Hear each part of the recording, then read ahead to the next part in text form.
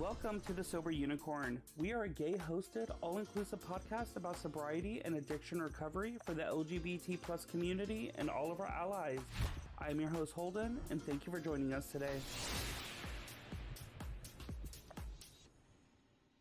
Hey, it's Holden, and I am an alcoholic. Today, I am being joined by T. Hey folks, how are you?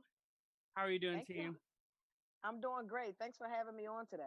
Well, I'm glad you're here. I'm glad you joined us. Why don't you give everybody your age, sobriety date, and what your drug of choice was? Well, my name is T. Pearson. That's T-E-I. The E and the I are silent. I am 41. I'll be 42 in November. And I have been sober since October 17th, 2016 from opioids, aka stimulants, aka pain pills. That's incredible to have such a long sobriety time. I Yeah, well, I know just celebrated 5 years. that's Celebrated five amazing. years, so I'm excited. Yeah. Well, I'm glad you took the time out to join us. I know you, at least for us, you were one of the first people that actually reached out to us via social media to want to come on and join. Yeah. And it was important for me too, because when I came across the platform, I was like, these are my people, right? The flag wavers. And so I felt that it was important for us to have a conversation, and I asked you, are you interested in including, other vices, in your platform? And you said yes. And so the rest is history. And so I thank you for opening up your platform to include other addictions, right? Because alcohol is one, but we also know that pills are hitting our community really hard, as well as some other things as well. So thank you. Yeah, I mean that's very true. I mean, I think whether you struggle with pills, alcohol, methamphetamine, it's still an addiction, and how we get Yeah, sober and how we maintain sobriety is somewhat very similar and almost the same hmm, across any addiction. So yeah. I think it's very important to include everybody in this platform that I've created for everybody. So why don't you kind of, before we get into all my hard hitting questions, why don't we kind of give us a backstory on your addiction and what brought you into sobriety? So first, I'm gonna give you a shout out, Holden, and say happy 3 month sobriety, because I don't know if you was gonna say it, but I'm gonna say it for you. So thank you for making it to another day, and it adds up to 3 months. But similar to most addictions, every day counts over, and so the only reason why I knew I had 5 years is because that date is on my calendar, and so I was able just to kind of go back and pull it. But every day starts over my clock as well. Every minute starts over my clock as well. So my addiction actually started when I was discharged from the United States Army. I'm a disabled Army veteran. I got injured when I went over to Germany and I was serving there. I fell off a military truck and I hit my head, I hit my back, fractured my hip, and all of that good stuff. And so for 22 years now, I've been living with constant pain. And so throughout the course of that constant pain, of course, doctors are very quick to write scripts. Way before the opioid became a crisis, they were handing out prescriptions left and right. And for folks that suffer from constant pain, you know that anything that someone offers you as a solution for pain, you take. And so, what wasn't being given is the precautions or the warnings that even though I'm telling you to take this medicine every 4 hours, that you may get addicted to it and that you may come from an addictive family because both of my parents was drug addicts. And so me not knowing that I've come from this addictive gene line, right? I didn't know that me taking a pain pill for all of my pain was going to lead to an addiction. Um, it wasn't until I was discharged that I was, going back and forth to the doctors. I was taking the medicine as prescribed because that's the important part between as prescribed and addiction, right? I was taking it as prescribed, but then that I'm gonna be honest with you, Holden, the shit just wasn't enough. It wasn't enough. My pain was too much for, a 5 milligram of anything. And so I became my own physicist and my own chemist, and I came up with my own concoction of pain medicine that worked for me. And that included a cocktail of, some Dilaudid, a little couple Percocets. I would take a little Benadryl to kind of even that out just a little bit. Then you put a muscle relaxer to bring you back up. And then if it's too much, you take something else, to kind of bring it back down. And so I would take 12 pills at a time, easy, easy, and really think that it was normal. And I would give the perception that it was normal, even to the folks that was around me, because it wasn't until I became in tune with myself and I went kind of to like I want to say like a rites of passage program. And I had to come in tune with this lady telling me, who didn't know me, that I was an addict. And so she asked me all these questions, and I was like, damn, that is some addict shit. Like I'm an addict. Because if I don't have my medicine, I'm a problem. I'm a Yeah. problem. I mean, that's insane. I mean, I know for me, goodness, I mean, taking one Tylenol PM, I'm gonna be out for the count, let alone A Tylenol PM, that's it. Hey, hold exactly. it. I'm gonna tell you some real shit. Like I didn't know that people really went to sleep off of 25 milligrams of Benadryl. I didn't know that. I didn't know that was the thing because I was taking about 300 milligrams easy on my own, mixed in with perks, Dilaudid, oxys, muscle relaxers, and it's really, on grace of God that I'm here by even my own concoctions and even by my own hands. I felt killing my own self a Yeah, whole bunch of times. that's what I was Yeah, gonna say. I mean, in order to actually get through that, I mean, because that's an overdose for many people. That yeah, you are here by the grace of God and for a reason. yeah, yeah. So And sometimes the reason is in the pain. yeah, no, for sure, exactly. So leading, of course, we know that at that time you were using and abusing, especially Yeah. with people with addiction of pills. There's a difference between taking it every 4 hours. Even as an addict, you can still take that medication if prescribed by the doctor accordance to what they tell you. The moment you're Hmm. doubling, tripling dosage, or Hmm. sextupling, I don't know how many 12 is. So Right. that's when it crosses over from being a need of a pain to an addiction. So Correct. what was the last moment leading up to, I mean, because I know that you went to rehab, is that correct? Yes. Yes.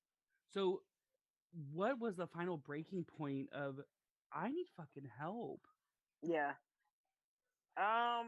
My breaking point was, I think, to be honest, I was tired. Like I was tired of pills controlling as much as it was supposed to help with pain, it was causing more pain. Because like if I didn't have it, I had body aches. And so pills are the legal version, right, of heroin. And I tell people the detox is the same shit. Like the detox is the same, the want is the same, the need is the same. It's the same, except one comes from a corner, one comes from a pharmacy that you pay for with insurance. Really. Which is why some people, right, mature up, if you will, from well, they decline rather from pills to heroin because it gives you the same kind of sensation and it's cheaper. And because you have to keep feeding that habit. Um, but I think my last straw, honestly, was I had tried to get myself clean for quite some time. And just like any other addict, it's the cycle of abuse continual. So, you do your oil changes, as they call them. You go sober up a little bit. I ain't going to take nothing for a little bit. And then, we're going to just go balls to the wall and see what happens. So I had tried to do that for quite some time. But then I also, at that point, was going through a really tough divorce from my first husband, as well as, adapting to being a single mother and like not having no job, not having no income, and being just left. And so with that, I was like, my pills became more of a coping, right, that I can use my pain as an excuse for. Um, and I didn't realize that till I got clean. Like now I'm in so much goddamn pain because I've been hosting. But I know if I take one pain pill, like that tears my whole damn life up because I'm not gonna be able to stop. And so once I tried to get myself clean for the last time, I tried to kill myself again. I had got so greatly depressed that I couldn't stop crying. I couldn't focus. I couldn't eat. I couldn't do anything. And this was the first time that this was in front of my child. And so once I couldn't hide it anymore, it became more of a problem for me. Because I do come from drug addicted parents. And so I seen what that does, even for me and my mom relationship. And so I was like, oh no, no, no. Like I couldn't be that. Little did I know I was already that, right? We don't realize that shit till we sober up. But I was like, oh no, I cannot be that. And so I went to the drug man and I got some coke, I got some pills, I got some weed, I got some alcohol, and I already had all my cocktails of everything else that I was taking. And I took all that shit because at that point I was done. I felt like I was a burden on folks because I was in so much pain. I had 6 herniated discs at the time. I had fluid on my brain. I had fractured my hip, so my hip pops out of place sometime, and just constant pain, fibromyalgia, migraines. I've lost sight, memory, and everything else. And so, as the doctor said, I had every excuse to be an addict. But what the doctors didn't see is my quality of life change, and my time definitely changed because it got to the point where I tried to kill myself 6 times, right? While you trying to sober up. And so at that last time, I went to the hospital again, and I want to say I went to the ER after every failed suicide.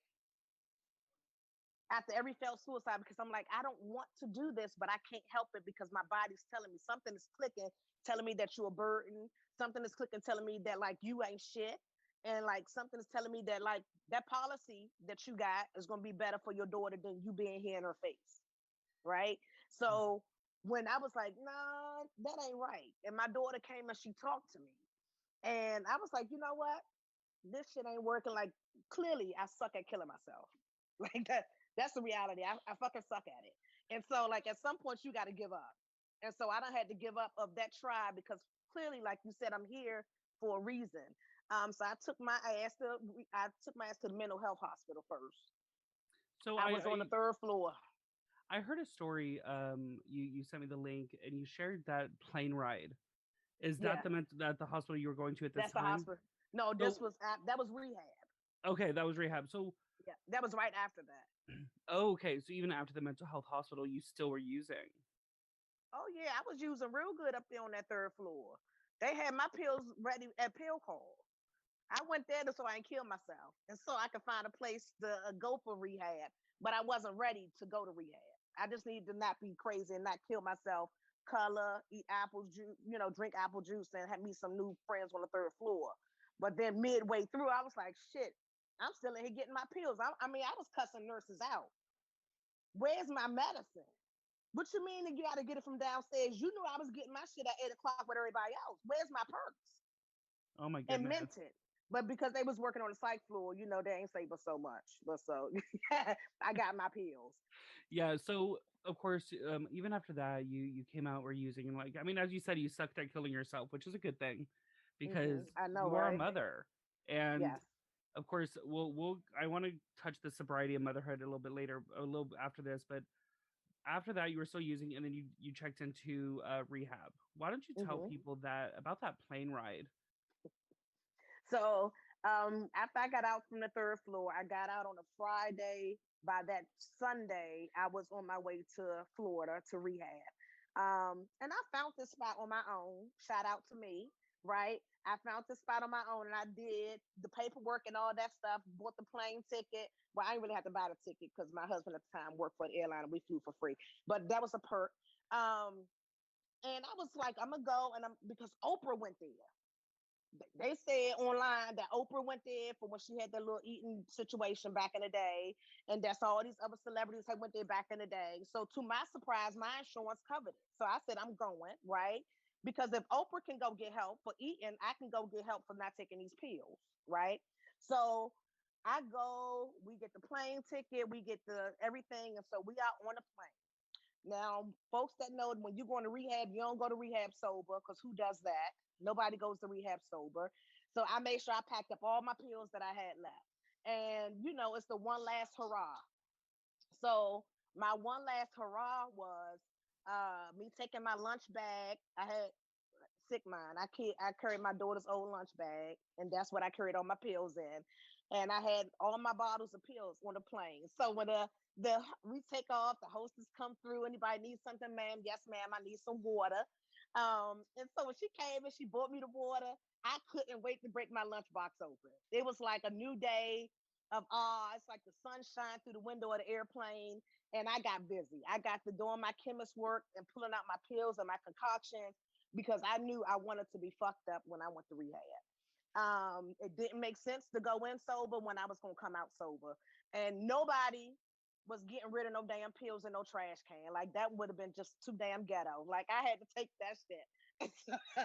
so, I'm on a plane and I took the pills, and somewhere in there it kicked in between the altitude and the pills. I started seizing apparently, and all I remember is waking up, and I looked up to my left, and the hostess was there, the stewardess rather was there, and I looked over to my right, and my husband was there.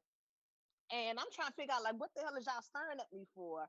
And so basically, they tell me that they were going to do an emergency landing of the plane because I was seizing and they didn't know what was up. So that sounds real and good, right? That anybody probably would have panicked, not me, because I felt like I still had some shit to do and I still had pills in my lunchbox. Ma'am, I'm fine. Can I have some more water? And that was my conversation with the stewardess. And John was like, "You really about to take some more pills?" Yes. That man said, "We about to land. I'm not going to rehab sober." Like, no. Because I already read online that they take the pill bottles and they make you, lock them up or throw them up. But the jacked up part is that when you leave, they give you back your belongings. And sometimes your belongings include pills because the law say they can't discard everything. Oh my god, that's absolutely nuts that they would actually give you back what you were addicted to. I understand the Right. prescription aspect of it, so Yeah. it's And so different they than make you methamphetamine. right. Right. So And so legally they can't throw it out. yeah, so I know you are a mother. So Yes. how old was your daughter when you went to rehab?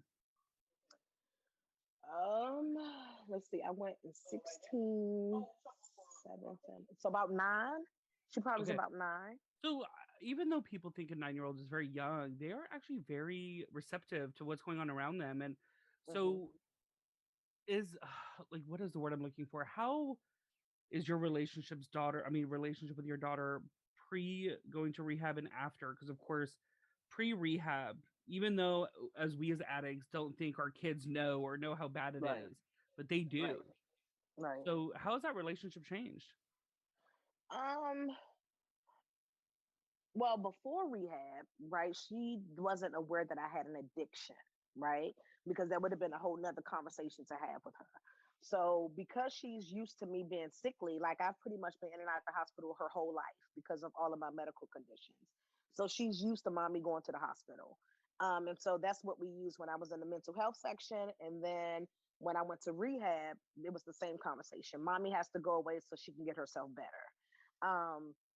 But she is very mature. Like she wanted the phone number to the hospital. She called all the time, and even when they're like, "Well, we can't tell you, we can't confirm nor deny if she's here." She's like, "That's my mom, and I know she's there." And so, like, you can tell her to call me. And so, in between classes that I really didn't go to because I had to sleep the first couple of days, detox.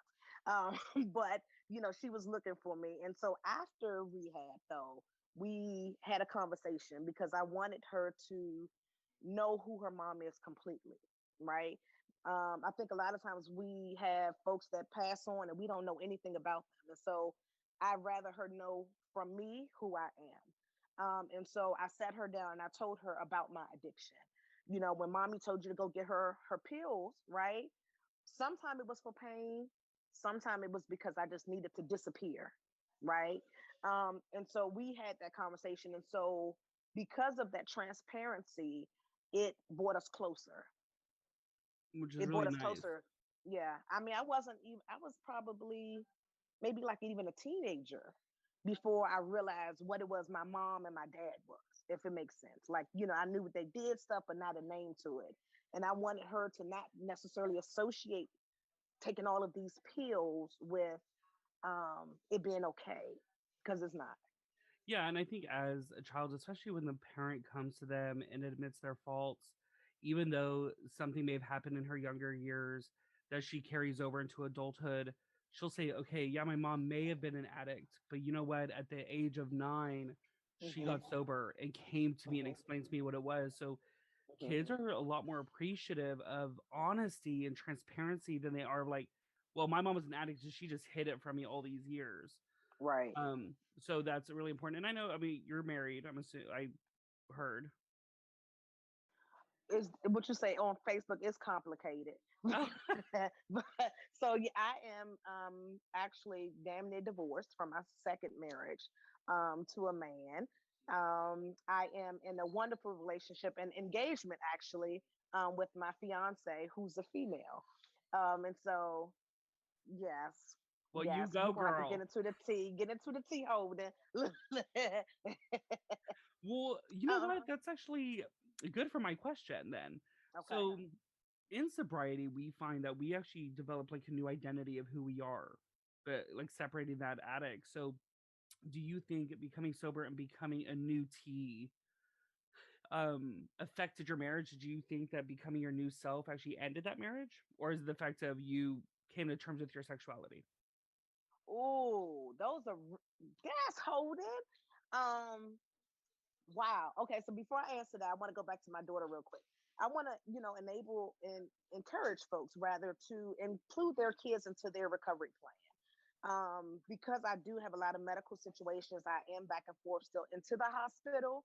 But my daughter works my recovery plan. She knows when I go to the hospital to not allow them to give me anything that's a narcotic. So they're like, well, we're going to give you pain. She'll be like, what's that? Is that a narcotic? She's in recovery. So, allow them to be that for you because we listen to our kids before we'll listen to anybody else. And so I wanted to leave that there for folks. Um, wow. So no, my relationship ended this last one because he was selfish. As I got sober, so first of all, we got married on my 100th day of sobriety. Right. So that shouldn't have happened. Right. Um, he's also in recovery for alcohol and way further than me. However, we shouldn't have got married 100 days in. And as things kind of moved further along, we were able to have different stages of marriage, if you will. But then it became clearer and clearer more to me as I got further along in my sobriety that I required more and that I demanded more and that I needed more things that I had communicated to him through all kinds of different ways, even therapy and counseling and all of that. All while I was going, not myself, I was going through a process which I call my healing journey uh, that allowed me to kind of process through all of these different phases of my life and the different traumas and the different decisions and the things that needed to happen. Within that, I realized that my bisexuality really wasn't as much bisexuality as it was probably more lesbian. Um, and then my separation with my husband continued more because of his selfish things. And so as he kind of stepped himself kind of out of the picture, that allowed me to kind of focus more on what I knew I wasn't going to accept anymore. And so then we had to have that difficult conversation, probably difficult more for him than me because I had already made my mind up that I was done with kind of begging for things and not putting myself first. And so it was my hit at 5 years, that made me say, I'm not begging for anything anymore. I deserve to be with someone who's going to make me completely happy and fulfilled and support my recovery. Right. And then, God brought this wonderful woman into my life and, it works. She gets it. She gets the lifestyle. Right. And also be able to assist me with my recovery so that we can continue to be sober one day at a time. Yeah, and I want to kind of rewind. I love the fact that your daughter kind of puts you in check and is that accountability factor, which is so important because the one thing you can't lie to or is your children because they see right through that shit. Now let's go to your husband or ex-husband. Is I think a lot of men he probably had more of an issue with it because even though he probably knew you were bisexual going in, when you leave a man to go to a woman, that hits their pride, that hits their ego, and they're like, "Oh shit, was that damn bad that she went to a woman?" But again, I think it's super important to be just like it kind of took a while for you to understand that even though you're bisexual, you did ultimately lean one way, and it kind of took Mm-hmm. this huge journey to understand that. So of course that's a whole nother topic. We here to talk about sobriety, not But I sexuality. but I could but I got an answer for that. I actually told him that I said, you are the last man that I will ever be with. And you can hang your hat to know that you were the last man that will ever hit this. Because now, I ain't the man, but I am the man, if that makes sense. So, No, I you know, but completely I, understand. yeah. And so I told him that, and I told my daughter, I know, this could be maybe a little confusing, even though I'm coming out of a marriage to a man and I was married to your dad before. Like, I've always been bisexual and like I'm choosing to, you know, feed this other side of me as we kind of figure out which one is the most authentic. And I have found it. And everybody is completely supportive. It's not like a new thing. I've always been the same person. The only difference is who's beside me a lot more. Well, especially your daughter being as old as she is, Yeah. the younger generation is very Oh, they know understanding. so much. I gotta Yeah. ask her sometime. I get confused sometime, and I'm like, well, what this mean? And what's this flag? And what's this acronym? She's like, Mom.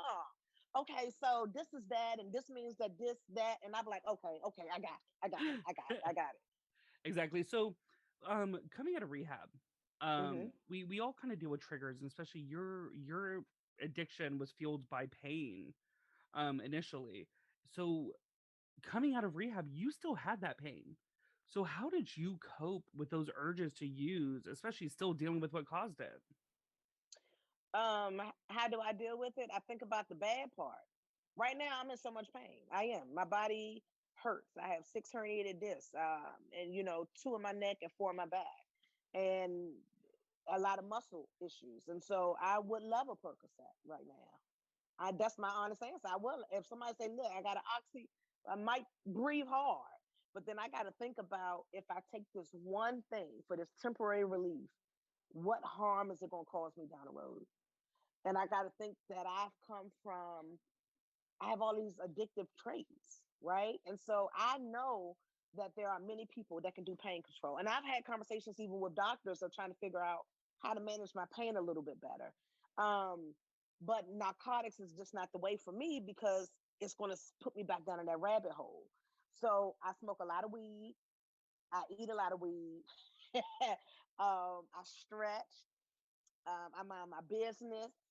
And yes, I just try to be positive, positivity and good energy and laughing. One of my favorite hashtags is laugh through your pain and laugh a little. I find like I'm a humor conversationalist. I like to make shit funny even when it ain't for most people. But it's a couple dark minded people that gets most of my shit. So we good. But I like to laugh through it because laughing helps me. And so I say it out loud, hoping that it can help somebody else. Um, and that's really kind of what I do. I'm in an extremely amount of pain about 97% of the day, and folks don't know that because I try not to show it, because it's complaining makes your spirits go down. It ain't shit I could do about it. I ain't having that surgery. I made that like y'all ain't about to put all that metal on my back. I like to go through TSA too much. They keep getting held up, and I'm already be running late. So like I don't have time for that extra. But shout out to the people that can still be in recovery and take pain medicine as prescribed. My greedy ass just ain't one of them people, Yeah. and so I have to stay focused on the reality for me that like don't give me no little, don't give me no inch, because my ass gonna take that mile and it's going to start over so much trauma for my child and for my new children, my bonus children, and for my partner now and my rest of my village that has helped me to get to 5 years and plus. um and not without hiccups. Like, the thing is that you can get somewhere and get close enough to that damn fall and you got enough time to back away. Yeah, I know. I mean, as soon as you said he had herniated discs in the neck and then back, I started thinking of the song "My Neck, My My Back." neck, my back, and my I was thinking, well, right. maybe if she got down to that song, she wouldn't be hurting so much. That's probably what it was too, but don't tell nobody. So, of course, you're 5 years in. No. So, let me backtrack just slightly. So, you talked about like kind of thinking of the future if you were to start using again. I know at least in the program that I work, we classify that playing the tape forward, knowing Right. that the moment you take a drink, what's going to happen next, next, next. And Yes. um, so I know that at least I work a program, a 12 step. Do you work any program whatsoever in your life currently? No, so I have not done any like recovery type program, traditional recovery program, if you will. But through just my own research, I do a lot of reading. I've done a lot of, I'm actually doing, I do recovery support work now, right, for other folks that's in recovery. And so I do a lot of reading. And I found myself that I ground myself in my spirituality. My spirituality is what kind of keeps me, um, if you will, aligned with what Mhm. needs to happen. Yeah, I think spirituality, I know that it's not for everybody, but I find Yeah, with a yeah, program or no program, you have to rely on something. yeah. Because trust and believe, we you try to rely on narcotics, I try to rely on Jameson and some tequilas, and I mean everything else Right. that was on the shelf. So of course we always talk about the further we get sober, the closer we are to using, because Mm, we kind of forget that we're not supposed to drink. We're so you mm-hmm, could be at a party and then all of a sudden it's there. So 5 years in, how do you, mm. especially your partner probably deals with pain. I don't know if she's in recovery, but how do you deal with remembering that you can't use? Um. So no, she's not. She's doesn't have this vice, right, that we have, for addiction. But what keeps me sober is actually accountability. To be honest with you, Holden, it's the accountability of folks around me. Because if it was left up to me, there's would have been times, like I said, somebody drop a Percocet in front of me, I'd be like a crackhead trying to make sure I can grab it fast enough. But my accountability to other people makes me walk away from it. Hmm. And I, Because sometimes as addicts, I don't feel like I'm worthy of my own sobriety sometimes. but you are worthy, and if you weren't Well, I know worthy, that maybe you would now. have been better at suicide. Right, that part. If I read more books, then maybe, the suicide would have worked that time, the fourth Exactly. I time in. think you're in the line of recovery, and I think helping other addicts I also gotta helps you. whisper. Okay, other addicts, helping other addicts helps you stay sober. So, let me take one of my earplugs out. I was talking loud. Okay, Oh, now I okay. found better. No, that happens. So I know helping other addicts helps us stay sober. So of course you're in the line of helping people in sobriety. So do you think your daily work helps you stay sober yourself? Yes, yes. And it goes back to accountability. Like all of that is accountability, and intentionality of, putting ourselves in positions of, um, constant reassurance that you're doing the right thing, and constant reassurance that every day counts anew for me, just like every day counts new for you. Because I don't get so far behind or so caught up in this 5 year thing that I think I'm untouchable to a relapse, or I think I'm untouchable to a backslide, or anything that you want to call it. Every day I wake up with pain, I pray that I don't fall to my temptation somewhere down the road to that day. Um, the accountability. That's all I can go back to. It's like, relying on folks, whether it's sponsors, whether it's your family members, your friends, your classmates, folks you done met in recovery. But I got something to say about that too. um, some people get jealous, of sobriety, and they don't want you to get a higher number than them. As stupid as that sounds, they will try to set you up for failure. And so be mindful of folks that you even surround yourself with as you do your recovery road yourself, because everybody isn't in the same place of their healing journey and their recovery journey. And some folks is just there for oil change, something real temporary. They're not here for the long road. You So, know, when it comes to jealousy, I think that's something that they're still a sick person. So the thing is, they're yeah, still mentally sick. And I mean, we yeah. were at some point mentally sick in order for us to get into addiction. Shit, I So, still am. I'm in that DSM book hard. so I think it's okay if they're jealous because guess what? They're years down the line, they're gonna understand that jealousy that they held on to was idiotic, Hmm. and then they will turn around and be of service to somebody else and make sure that they Hmm. can get that time and everything like that. So I mean, but guess what? Bitch, haters can hate. Haters can hate, but even the folks that's jealous gonna watch. Mm-hmm. And so, like, if they watching even from the sideline, you can show them how to do it. I always tell people, love me or hate me, my name is still in your mouth. That's it, one way or another. And they like what the old folks say: if you any attention is good attention. Yes. So whether you talking something good or talking something bad, guess who name you just said? Like you said, Holden, say that name. Yeah, the Beyonce, Kardashians.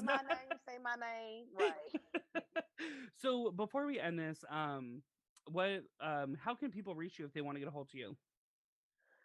Wow. So you guys can find me on Instagram at TEI_Pearson. I'm also on Facebook at the T Pearson Experience, as well as YouTube. You can check me out everywhere if you go to my crd.is / the TPX. And I'm sure Holden gonna put it down there for the folks that write slow. But yeah, you guys can come check me out. If you go to my direct website, it's thetpx.com for all of your hosting needs, man. I'm a host and I enjoy hosting. I enjoy that's my coping skill too. Me moving and shaking and like loosening up my bones and my muscles at the same time as making folks have a good ass time. Have a good ass time. And being able to smile through it, even though I'm in pain. Because sometimes laughing goes a long way for folks, and so does a smile. So, Yeah, because we all know through recovery, it's not all sunshines and roses. And so I think hell no. keep smiling and push through it because that little dark corner you fall into can easily send you back out. And, but it's, guess what? A week later, you could get right back out of that and be back on that pink cloud that we Yeah, all know. So, yeah. is there anything that you want to say that we haven't touched? I just would like to, say thank you again for opening your platform to my addiction, which is several other folks' addictions. And for folks that may not know, if you have an addiction to opioids or pain pills, Holden said it at the beginning. If you are taking it past what it is prescribed, then legally, right, they say that you're abusing it. And so check into it. If one of my warning signs is that when I didn't have it, I lost my damn mind. I became evil. My body was hurting real bad. I got the BGs, which is bubble guts for folks that didn't know. My stomach was hurting really bad. My everything hurt. And so it wasn't until I went to rehab that I learned that I was withdrawn, right? And so once you get through that, once you get to that withdrawal point, you're no longer using it for medical purposes. And so it's okay to admit that something is going on with you and that you need some support. It don't make you a bad person at all, but it could make you a dead person if you don't take care of it.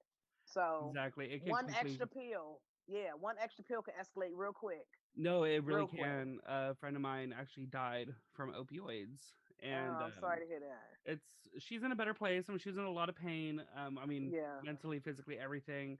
yeah. And she's going through a month's supply in a week on top of vodka. So I mean, That's all about right. Oh, I took mine with vodka. yeah, It she was works cross better. addicted. So which Yeah, many addicts are. But yeah. again, thank you so much, T, for reaching out and joining us today. I appreciate it. Of Hey, course, Holden, you keep doing what you're doing. You keep getting this platform out there because folks like us need it because it hits our community a whole lot harder, right?